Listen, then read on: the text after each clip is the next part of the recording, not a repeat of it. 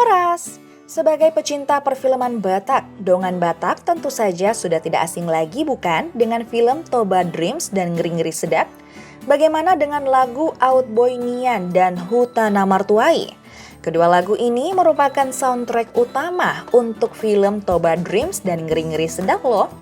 Tahukah Dongan Batak siapa penciptanya? Yaps, Vicky Sianipar, sang komposer yang melegenda dari tanah Batak. Nama Vicky Sianipar tentu tidak asing lagi bagi Dongan Batak. Pasalnya, Vicky Sianipar telah banyak menciptakan lagu dan lagu-lagu ciptaannya telah terkenal dan bahkan beberapa lagunya telah menjadi original soundtrack atau OST dari beberapa film Batak di Indonesia. Nah, dari beberapa lagu dan album di atas, yang mana yang paling Dongan Batak sukai?